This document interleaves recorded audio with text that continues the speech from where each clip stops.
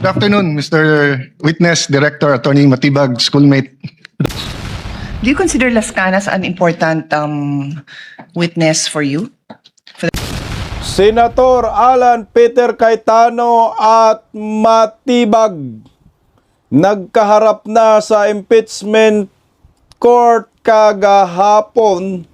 Nagmistulang basang sisiw si Matibag nang si Senator Alan Peter Cayetano na ang nagtanong sa humihilik na NBI Director kahit gising. Tanginumin, no? First time ko po talaga, no, nakakita ng isang taong gising pero humihilik. Ibang klaseng nilalang itong si Matibag. Mukhang nanggagaling sa planetang ni Mick, anak ng kagwang. O di ba kaya naman, kaya humihilik dahil kinakabahan. Oo, ito, dalawang Cayetano ang nagpasiklab kagahapon sa impeachment trial. Napagalitan naman ni Senator Pia Cayetano itong nagkalat na Jinky Luestro sa impeachment court. Yeah, words. Mantakin mo legal counsel ng prosecution, pero yung mga ebidensya ay walang notaryo. Anak ng kagwang. Kasalanan din yan ni Chis Escudero eh. Kasi bakit pinayagan yung affidavit ni Las Cañas na basahin ni Matibag na wala namang personal na knowledge? Itong si Matibag sa affidavit ni Las Cañas, anak ka ng kagwang Chis Escudero. Pwede pala yon. Kaya hindi po nag-atubiling sitahin ni Senator Pia Cayetano at batuhin ng legalidad itong si Luestro. Nagmistulang lumutang sa ere si Luestro ng sinita ni Senator Pia. Mamaya magpapatuloy ang pag-cross-examine ni Attorney Binluan kay Matibag. Parang ginawang bata lang dito si Matibag ni Binluan eh. Magandang tanghali po sa ating lahat. Palike po muna, pa-share, pa-subscribe at pakipindot po ang inyong mga notification bell para lagi po kayong updated sa ating mga video. Yari ka, Matibag. Ito, unahin po muna natin ilabas yung kaganapan na iprinisinta ni Luestro, yung affidavit ni Las Cañas, at hindi naman po ito nakaligtas sa pagsusuri ni Attorney Binluan ng depensa. Sinita rin po ito, nakitaan ng butas, at nagkaroon po sila ng matinding argumento. Believe din po ako kay Attorney Binluan, napakatalino, napaka-sharp yung kanyang isip, utak, at hindi po talaga nakaligtas dito ang prosecution sa paninita ng depensa. Panoorin po natin, ito po yung notaryo na, notaryo. Dokumentong walang notaryo, anak ng kagwang. Your Honor, just a comment. Counsel for the respondents recognized. Your Honor, it appears that this document has not been marked during the pre-trial conference. Your So, Honor, may I respond to that? not yet done with my manifestation. Let the counsel for respondent finish, counsel. So in other words, may we request, Your Honor, that we be given a copy of such document as well for perusal. The prosecutor is so instructed to kindly furnish a copy if indeed this document has not yet been marked. Your Honor, may I respond to that?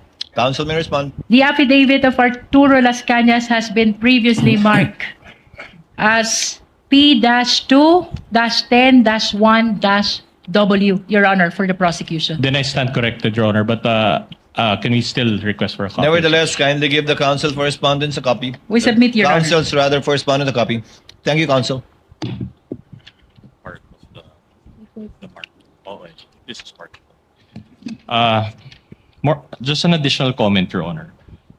Counsel may proceed. It appears that the two documents are not the same in that the marked documents contains a page and attached thereto is an USB However, the copy of Director Matibag does not contain that page, Your Honor. I'm sorry, Counsel. It appears, Your Honor, that the two documents are not the same. What two documents are you referring to? The marked exhibit and the set of documents from Director Matibag.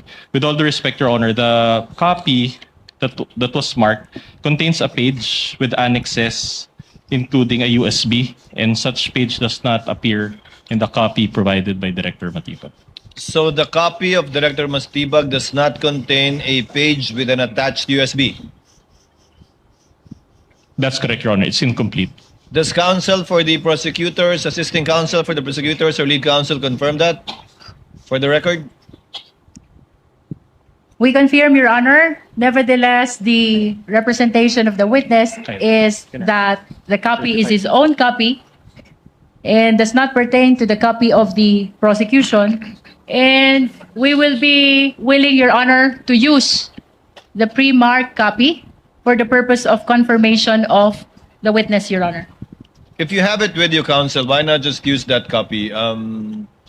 Yes, Your Honor. So that we can go directly to it, unless there are any reservations from the We are counsel okay, Your Honor. Your Honor, if I may be recognized. We are okay with confronting the witness with his own copy, Your Honor. But again, we manifest that it was not the document that was marked and it does not contain the USB. Moreover, just an additional manifestation. The marked copy or marked set contains a stamp certified true copy, but it was not signed by anyone and there was no date provided. Duly noted. Again, this without prejudice to the counsel for the prosecutor, furnishing counsel for respondent with a copy of the exact document produced by Director Matibag for further comparison and/or observation either during cross or future proceedings later on. We submit, Your Honor. Your Honor, just a correction. There was a stamp, Your Honor, and a signature, but there was no name. Just for the record, Your Honor. Duly noted for the record. With the permission of the court, we'll be using the pre-marked document, Your Honor, for the purpose of confirmation. Likewise, for the information of the counsel for respondent, would that be okay? Then we take exception to that, Your Honor, because it was not the one that was identified by the witness in open court. What he identified was his own copy, and that copy does not contain any USB. So he does not have. He will be incompetent to testify on a pre-marked exhibit that he did not submit or participate in. The exhibits can be later on compared to with a certified true copy at a later date, as has been previously done by the parties. In the meantime, Chair will allow the witness to use his copy without prejudice to any differences that may be shown either through cross or through the comparison after a copy shall have been furnished to the counsel for respondents. Continuing objection, Your Honor. So ordered. Anak ng kagwang itong si Chis Escudero, pwede pala yun, yung mga hindi na markahan ng mga ebidensya, yun ay pinapagamit at pinapahintulutan na ilabas dyan sa impeachment court. Talo naman po yung depensa dito, no? Dehado. Kasi nga, bakit mo ilabas yung ebidensya na hindi na markahan at hindi na identified ng depensa? Kaya nga nagkaroon ng pre-trial conference para magmarka ng mga ebidensya, dokumento, dahil yung mga minarkahan, yun po yung gagamitin at ipapalabas sa naturang trial. Ang problema ngayon, na bindalo na itong hinayupak na Chis Escudero, mantakin mo, yung ipapagamit kay Matibag, yung ebidensya, yung dokumentong hawak niya na walang knowledge, yung depensa, hindi pinag-aralan. Ano to? Ginagawa pong parang traidoran yung datingan dito. Yung ginawa ng prosecution sa depensa na pinahintulutan naman ni Chis Caldero, anak ng kagwang. Chis, yung hinayupak na Chis Iscariot. Dapat hindi gano'n na Chis Escudero, magiging patas ka at kailangan wag mo naman pagbigyan yung mga walang kwentang mga ebidensya, walang mga perma. Yung present, iba naman sa ipinalabas nila dyan sa impeachment court. Kaya dapat ito ay hindi itolerate. Kaya naman, nasita sila ni Pia Cayetano. Kasi anong relevance sa mga inilabas na ebidensya ng prosecution na hindi naman namarkahan ng depensa sa pre-trial conference at tangina affidavit ni Las Cañas, bakit si Matibag ang nagbabasa? Yan tayo. At hindi pa notaryado. Pwede pala yun. O ito, pakinggan natin. Nasita rin po yan ni Attorney Binluan. O ito. Di po para sa amin dito, in establishing the pattern of violence is yung paragraph 270 and paragraph 270B Yan na. and paragraph 270D. 270. For purposes of submarking, Your Honor, may we ask which particular part of paragraph 270 the witness first referred to?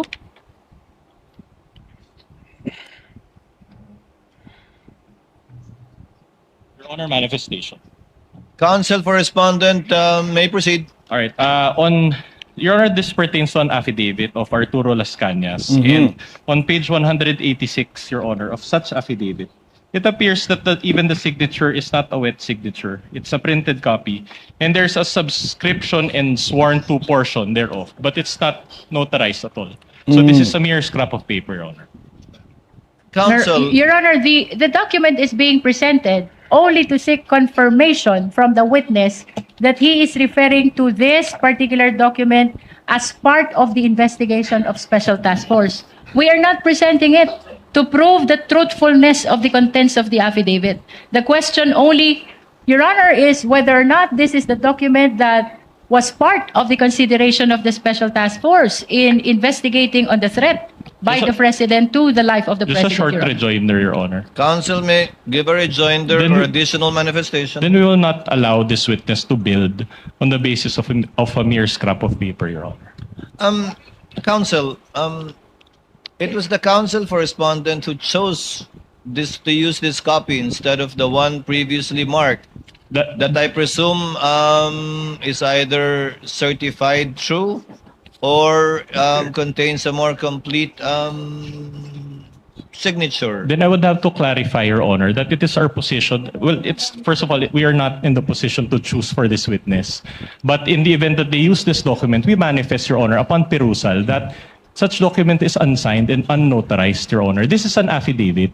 So in other words, without the proper notarization and without the proper signature, then it is a mere scrap of paper. We cannot allow this witness to build his testimony based on this document. Your Your Honor, Honor, in fact, Your Honor, we request, Your Honor, that this court peruse also page 186 of such document. Before the court the presiding officer makes a ruling, Your Honor. the pre-marked document, is it notarized? Your Honor, may I raise a question to the witness so that he will answer and enlighten us on why the document is not notarized? You may, counsel. So you're admitting that it's not even your Yes, Your pre-marked Honor. copy is not notarized, whether we use that copy or this one. We admit to that, Your Honor. The witness will please explain why he is using in his investigation a document and/or affidavit that is not subscribed to or under oath. So it is not even an affidavit, but merely a statement. Alam niyo po, Your Honor, sa law enforcement po, meron po tayo mga tinatawag na open source intel. At ito po yung pinadala sa atin at atin pong susundan. At kaya nga po, ang aming pong investigasyon ay isang continuing investigation, open, continuing and active investigation, sapagkat ito bang ganitong dokumento ay amin ding ikukumpara pa. Subalit malaki po ang value ng mga itong bagay sa amin sapagkat ito po ang nagbibigay rin sa amin ng direksyon at mga leads upang amin pong magampanan ang amin pong tungkulin na mag-imbestiga. So for the second time and for the sake of clarity, and then for the information and guidance of the senator judges, the document being identified by the witness is unsigned, is not notarized, not under oath, and it is only as to the fact that they used this document in their investigation or as part of their investigation, but not as to the truth of the allegations contained in that unsubscribed document that was not made under oath. Also For- unsigned, Your Honor. Sorry. Unsigned. Also May I make unsigned a because there's a manifestation, Your Honor? signature, but it appears to be a photocopy, so it doesn't qualify as a signature. With the additional manifestation of the respondent, so noted. Tingnan mo si Raulo talaga tong hinayupak na Chis Caldero eh. Inamin na ni Matibag na hindi notaryado. Inamin na ni Luestro na hindi notaryado.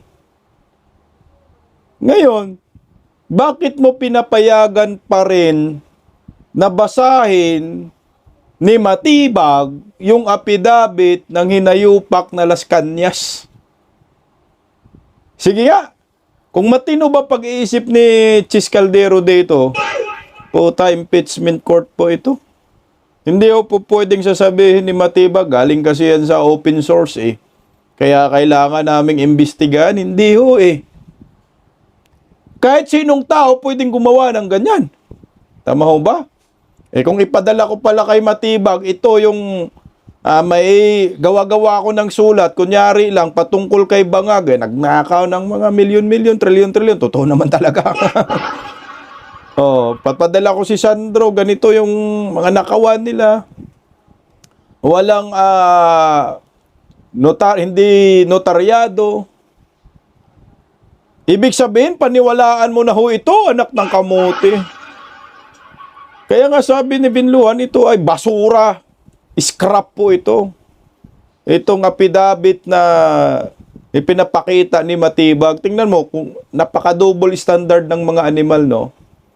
Naalala nyo yung pinaputok na issue ni Pinky, Panpilo Pinky Boy Cemento Lacson?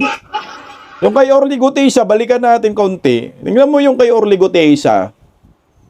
Yung pumunta siya sa Senado, Blue Ribbon Committee, nag-under oath pa siya, nag-take oath pa siya ha.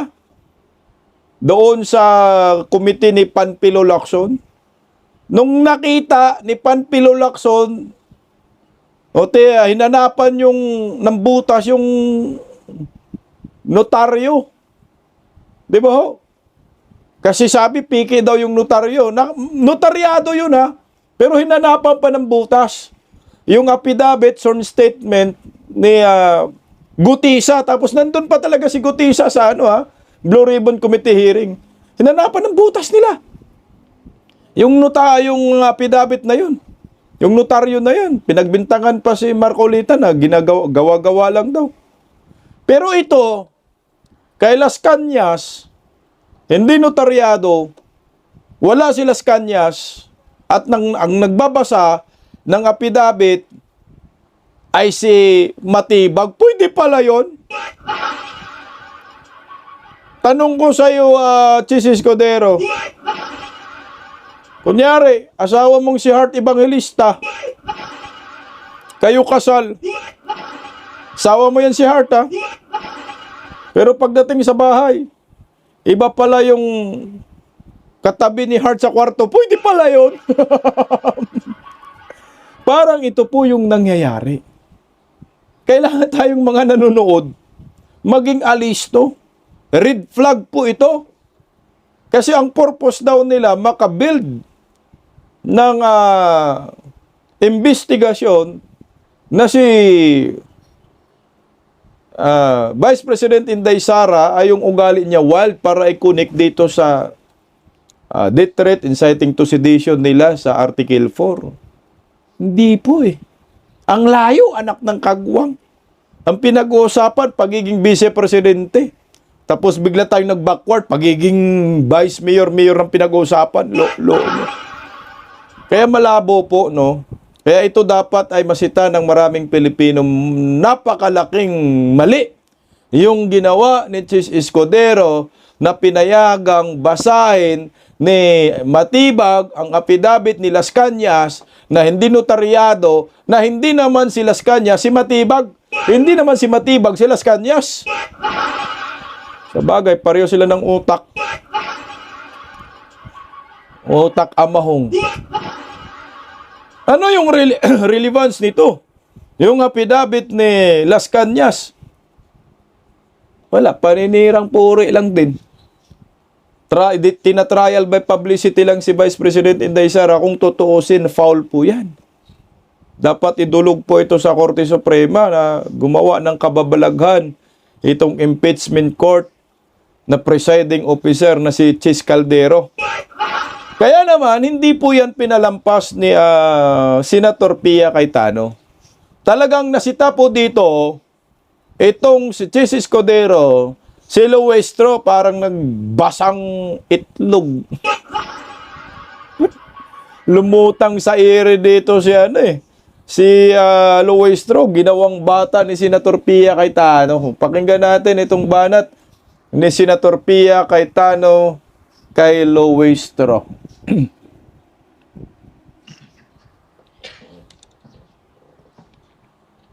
Yan na.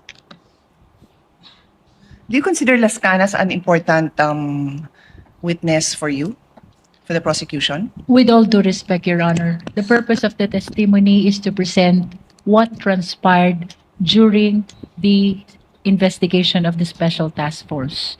As to whether or not what probative value it holds, it is not part actually of the decision of the prosecution, as what we are intending to do here is to present only what happened during the investigation of the NBI, Your Honor.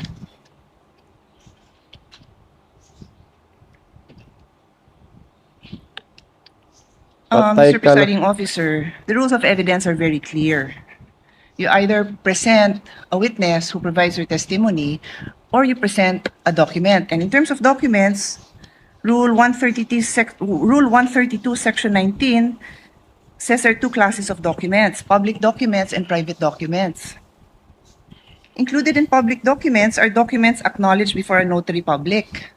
Yung pinakitang document is not acknowledged by a notary public. Pwede naman din ang private documents, that's the other class.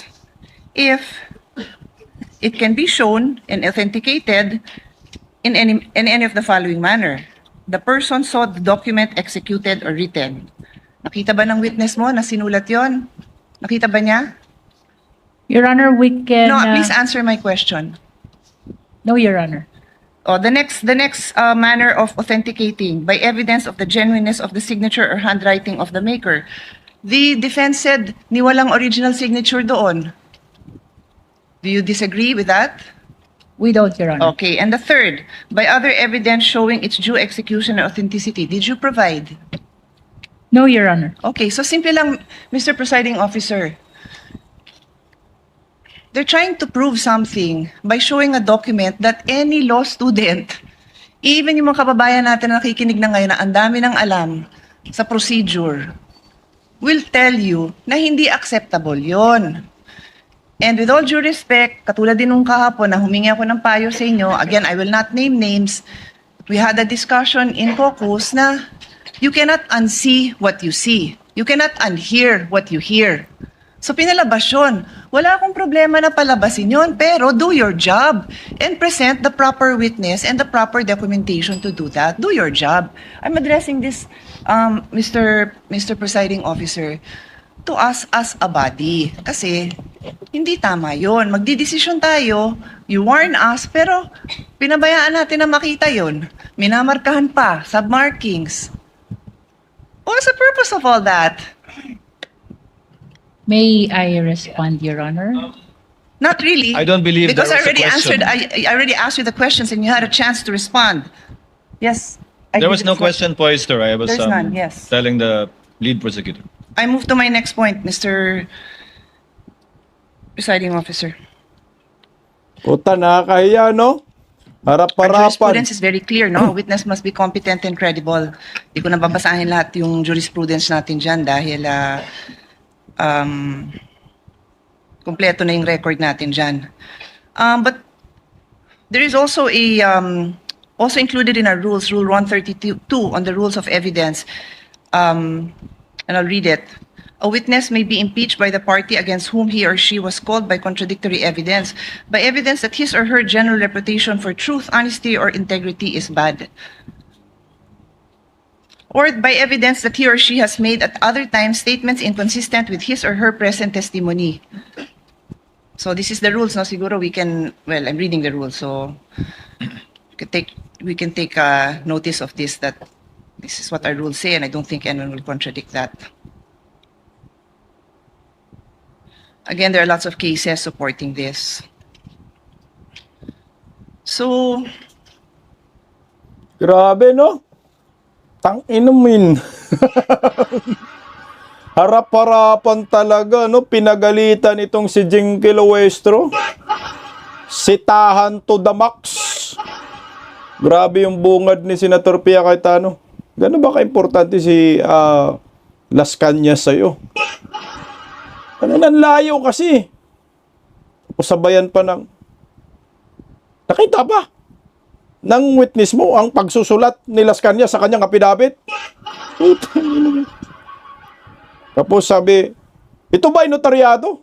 Sabay sagot ni Luistro, hindi, Your Honor. Putang ina, nagkalat ka? Uy, Jinky Luistro, nakakahiya ka. Abogada ka ba o abogaga? Pero hindi lang si Jinky Luistro ang napahiya dito at napagalitan, kundi kasama si Chis Escudero. Kasi pareho sila ni Jinky Luistro nagbubulahan. Kung hindi ang pinahintulutan, hindi sana walang problema. Kaso nga lang pinahintulutan. Tama si Senator Pia, maraming mga law student na nanonood, nakatutok dito sa impeachment na ito. Pero mga hinayupak, nagkalat si Escudero at Luistro. O tuloy lang natin si Senator Pia.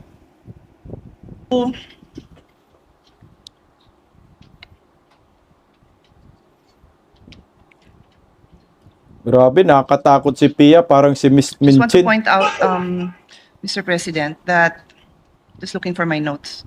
Mhm. Mainit si Pia dyan. Huwag kang pumalag, Luistro, baka ma-uppercut ka.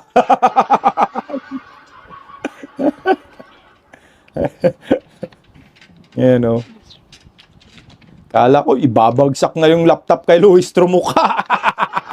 Sorry, with the indulgences of the body, I'm just looking for my notes because I want to be accurate in my the next statement that I'm going to read into the record. Tahimik ang lahat eh. Dumating si Miss Minchin eh. Sa Princess Sarah, pinagtanggol si Sarah. Tayo na tahimik If yung... the lady cannot locate it, she may avail of her time again tomorrow since Director Matibag and the counsel for the parties will Pwede be here naman, tomorrow. but if you give me a few more seconds, I might be able to dispose of this issue, Mr. President, Mr. Presiding Officer. Basang sisiw din si Caldero. Tangina na, tahimik. Pati yung pusa niya sa tabi niya, nasigatsal yan, tahimik din. Okay, I won't delay I can paraphrase it, but I think it would be best if I look at the record, so I will just avail. The presiding officer will give the witness will be lady here. first crack at interventions by Senator Judge tomorrow after the cross-examination of the counsel for respondent tomorrow. Since Director Matibag will be here again tomorrow for the continuation of the cross-examination by counsel for respondent, the interjections and interventions of the other senator judges may proceed. Again, after the cross-examination, redirect and recross if any. So the senator judges have time until tomorrow. Unless there are other matters that the counsel for the parties would want to discuss, One last- the court will wind down with some administrative matters. One last Yes, counsel addition. for respondent. Your Honor, aside from the Las Cañas document, we would also like to request a copy of the AO number 11, just for reference, Your Honor, to be used as AO number 11. The counsel, the prosecutor is directed to furnish within We can do the that day. after the proceedings, sir. Within the day after the proceedings, a copy of AO number 11 signed by Director Matibag, dated, if I'm not mistaken, April 16, 2026. Any other points you want to raise, lead prosecutor? Your Honor, it appears that there is standing subpoena for I will rule on that in a bit. for I will Ms. rule on that in a Marivic bit. Pareja. I will rule against who? Ms. Marivic Pareja of Legislative Archive. We Ang manifested inumin mo, yesterday, Your Luestro. Honor, that we have yet to determine Wala na, Luestro. Napagalitan ka na, nagkalat kang hinayupak sa impeachment court. Abogada ka ba o abogaga? Yung star witness mo sa Article 4, nagmistulang basang sisew. Dali ka, Luistro, mamaya kasi birahin ka uli ni Pia. Nasabon ka na nga kagahapon ni Senator Pia Cayetano, sumamaya, banlawan ka. To be continued kasi hindi nakita yung notes para accurate si Senator Pia Cayetano, sumamaya. Pangalawan kang inayupa ka. Ito, pakinggan po natin ang unang pagharap ni Senator Alan Peter Cayetano at mayabang na matibag na nagbabasa ng apidabit na hindi niya apidabit. Pwede pala yun, matibag. Pakinggan po natin ang unang pagharap ni Senator Alan Peter Cayetano at matibag. Narito, schoolmate pala sila eh. Duly noted. Senator Judge Cayetano may proceed with his interjections. He has Ito 2 na. minutes. You may proceed, sir, when you're ready. Good afternoon, Mr. Witness, Director, Attorney Matibag, schoolmate. Good afternoon, sir, Your Honor. Yeah, just on that point ni Senator Bam, I understand as a law enforcer, as an investigator, you have to take all threats seriously. I'll ask you the same questions I asked the two NBI officers, and I do understand they were not under your supervision during that time dahil dun pa sila kay Director Santiago, no? I won't ask all the questions, but you did review the whole video or just the portions relevant to the statement of the Vice President na no joke, yung November 23. Your Honor, napanood ko po yung video, but you're correct, I focus mainly on the issue that is being So undertaken. simple question, paano naging process kung anong parts ng video at ng statement niya ang paniniwalaan mo or ng task force? So it's not personal. I mean, if you were in the task force or as you said, you created a task force now at duty nyo yung safety ng high government officials. Anong process nyo kung anong parts ng video ang paniniwalaan nyo at hindi? Ng statements niya, what I meant.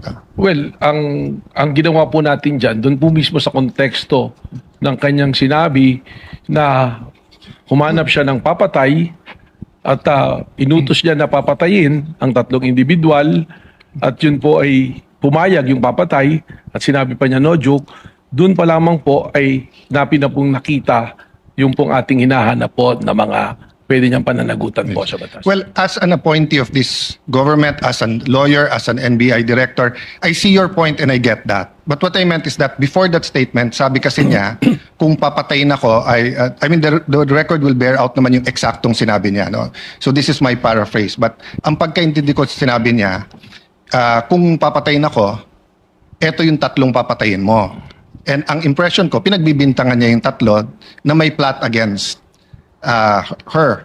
So, yun ang tanong ko dun sa 2 previous NBI directors. If you're gonna believe that she contracted or talked to, may kausap, no? Siya, if you're gonna believe that may kausap siya at papapatay yung 3, will you not believe the previous nung sinabi niyang kung ako naman ang papatayin? Hindi po ganon, sapagkat ang tinignan na nga po natin ay yung kanyang mismong pagbabanta. At sa amin po, sa ngayon, yung aking pong task force na nag-iimbestiga, ay malinaw po na ang tinitingnan ay kung ano na ang nangyari dahil doon sa pagbabanta. Okay. At sinasabi nga po namin, dahil po doon sa pagbabanta, ito po ay umabot na, doon na po sa level na ang national security nataya na po, na kompromiso na. Sapagkat marami na pong lumalabas, tuloy-tuloy na pagbabanta. So doon na po natin ito tinitingnan. In the same video, she mentioned massive corruption. But wala pa dyan kasi yung mayab kayo speech at flood control investigation. So, same question, Director. Naintindihan ko, yun yung pinaniwalaan nyo. May kausap siya, no joke, no joke. Pero ang question ko, paano yung proseso nyo or anong naging thinking nyo na etong papapatay yung presidente, pinaniniwalaan ko, pero etong siya ang papatayin, hindi ko paniniwalaan, at etong graft and corruption, hindi ko rin paniniwalaan. What's the process there? Well, ang proseso po dyan ay tinignan naman natin doon po sa pagbabanta niya kung sa grave threat po yung pag-uusapan natin.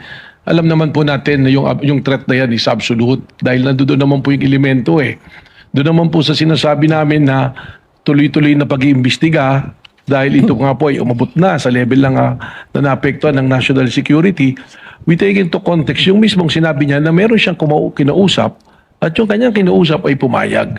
Yung po kanyang sinasabi na kung papatayin ako, that is supposed to be na statement niya sa aming pong pananaw just to cover yung kanyang pagsasabi na siya may kinausap para patayin ang ating Pangulo.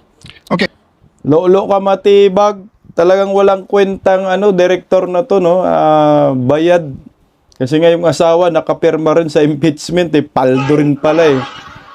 Alam mo, matibag, huwag nyo na kaming lukuhin. Walang sinabi si Vice President Inday Sara na talagang meron siyang kausap. Butangin na, madaling basahin lang yan eh. Si Vice President Inday Sara ay binablap lang kayo, no? Binablap lang kayo na kapag ako ay magurgur. Gurgurin ka rin kayo, mga inayupa kayo. May kausap ako, no joke. Alam mo yung saywar ba? Yan ang tinatawag na saywar. Kasi alam ni Vice President Inday Sara na may masamang balak itong gobyernong Marcos, lalo na si Tambaloslos at si Baki, sa kanya. May intel din naman si Inday Sara. Yung gustong gumurgor kay Inday Sara, hindi mo pinaniwalaan yun. Putang inang dila na yan, parang dila ng buhaya. Oh.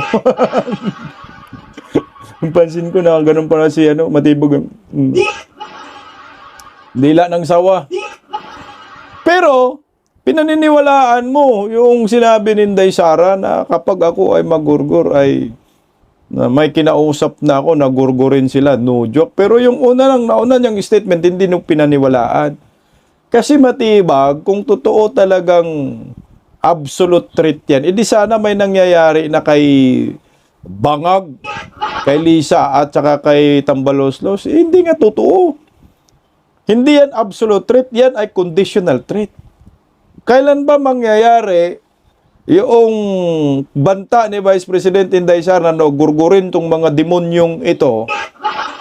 Di ba kapag nagurgur si Inday Sara, meron palang namatay at muling mabuhay at magiganti, walang ganon, matibag yan ay tinatawag na conditional threat. Kahit sino po ang mo yan tatanungin mo, gusto nyo lang idiin kay Vice President Inday Sara na meron. Yung mga death threat na yan, grave threat na yan, puta, pambarangay nga lang ho yan. Yung kasong iyan, pambarangay, kaya lang anuhin sa barangay yan, ayusin, di sa impeachment court. Betrayal of public trust, pinaka-trusted na government official si Vice President Inday Sara, saan ka pa? Binabato ng betrayal of public trust. Si Inday Sara, 57% ang trust rating. Si Bangag yata, pulang-pula.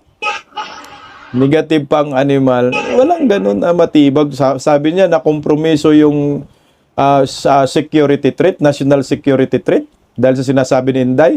Anak ng kamote, ilang taon na ba na sinabi ni Inday Sara? 2 taon na.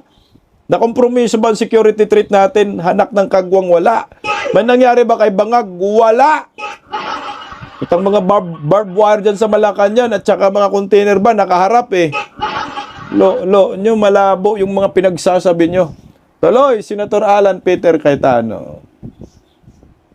Okay, I won't argue with you, yun yung proseso nyo. But in the meantime, there were 3 statements. Massive corruption, kung papatayin siya, patayin.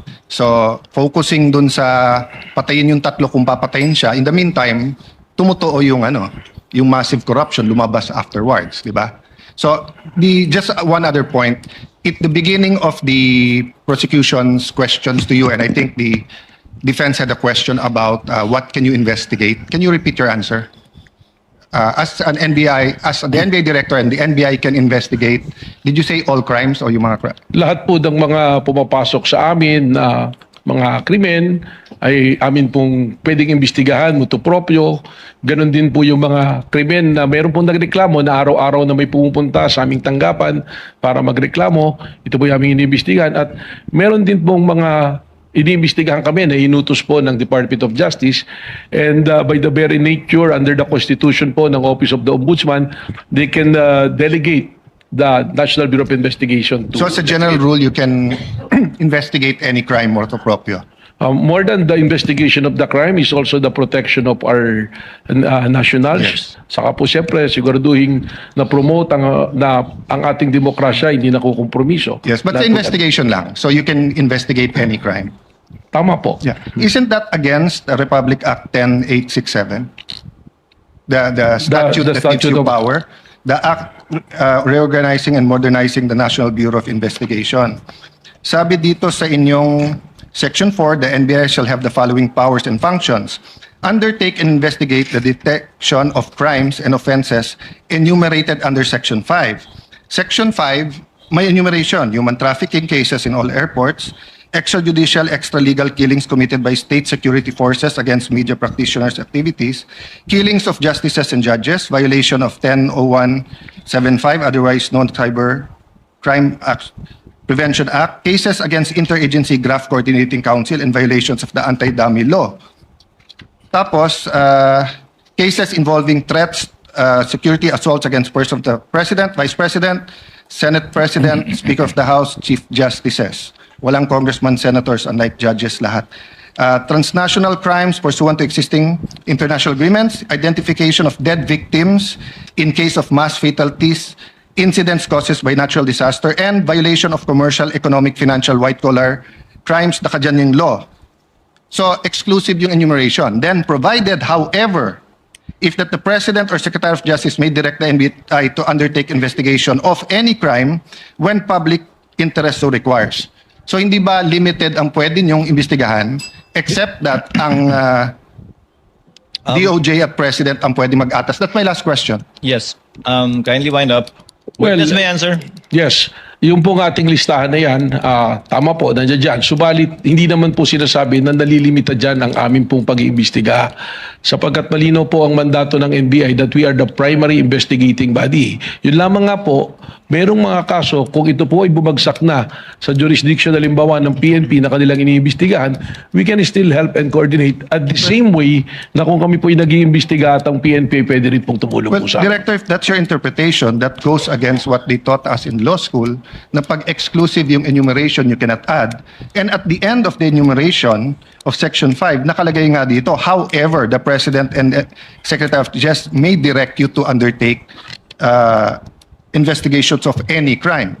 Why do they have to say any crime if you can do it any crime, if you can investigate any crime after all? It seems that you're expanding your jurisdiction by yourself. Well, we've been doing po yan sapagkat we have also our primary role to make sure that law and order is being promoted through the NBI din po. Senator Cayetano can Ulo avail of ka the second round. matibag, kabado. Namula. Basang sisiw. Nako, yari ka matibag, mamaya may part 2. Jengke, matibag, yung dalawang Cayetano, mamaya, harapin yung muli. Abangan po natin na mamaya uli sa impeachment trial laban kay Vice President Inday Sara, ang dalawang magkapatid na Cayetano na talagang gigil. Pinakaba ang dalawang itlog dyan sa impeachment kagahapon. Ano, si Cayetano, si ano pala, Matibag at Luis Ro, may script pa lang mga animal. Nabisto ni Binloan eh. Mabuhay po tayo mga Pilipino, laban lang para sa bayan. Duterte pa rin.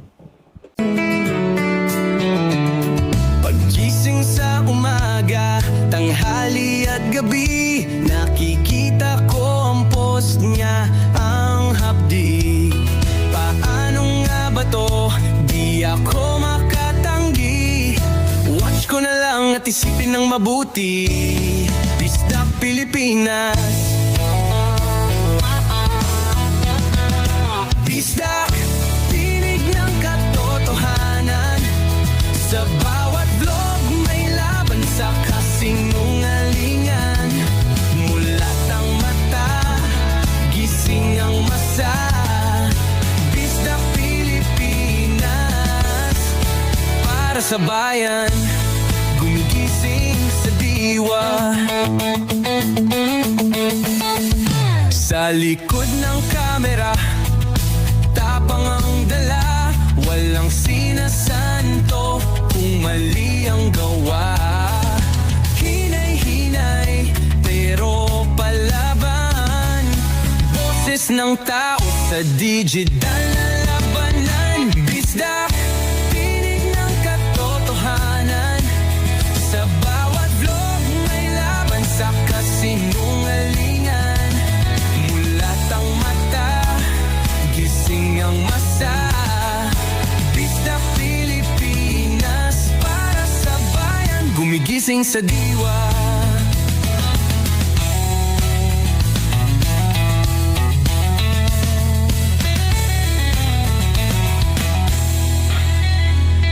Hindi artista, hindi politiko, pero ang katotohanan, sigaw niya ay buo. Sa YouTube o Facebook man siya makita, may aral ka pa rin, may uwi sa bawat salita. Bisdak, gising sa katotohanan. Di lang kwento, kundi panawagan. Sa bawat Pilipinong naghahanap ng liwanag. Bisdak Pilipinas, kasama sa pagbangon ng bayan. Bisdak Pilipinas, boses ng masa. Gising ang diwa. Sa vlog mo, may pag-asa.